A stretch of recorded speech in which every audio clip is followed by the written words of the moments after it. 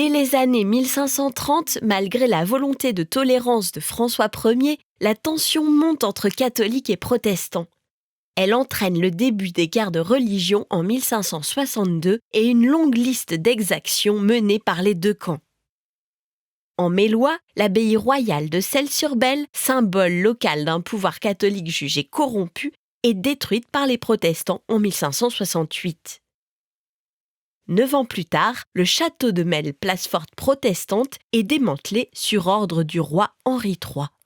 Ce dernier fait en revanche restaurer le château de La Motte-Saint-Théré, où est organisée en 1582 une rencontre pour tenter d'apaiser les conflits.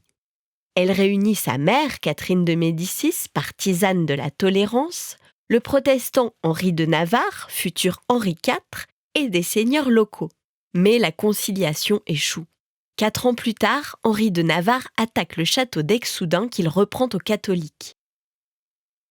En 1598, devenu roi de France et converti au catholicisme, Henri IV promulgue l'édit de Nantes qui autorise le culte réformé, installant une paix provisoire jusqu'à son assassinat en 1610. Sous Louis XIII, Richelieu fait démolir de nombreuses places fortes protestantes. Le château d'Aix-Soudun est arasé et privé de ses fonctions défensives. Le pouvoir catholique réaffichant sa puissance, l'abbaye de Celles-sur-Belle est reconstruite entre 1661 et 1676. Son église est rebâtie dans ses proportions d'origine, tandis que les nouveaux bâtiments conventuels et le majestueux portail affichent l'ambition de la contre-réforme.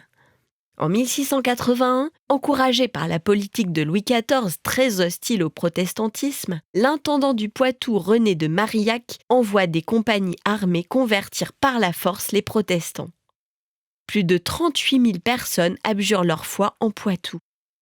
Ce sont les dragonnades qui se généralisent ensuite dans tout le royaume.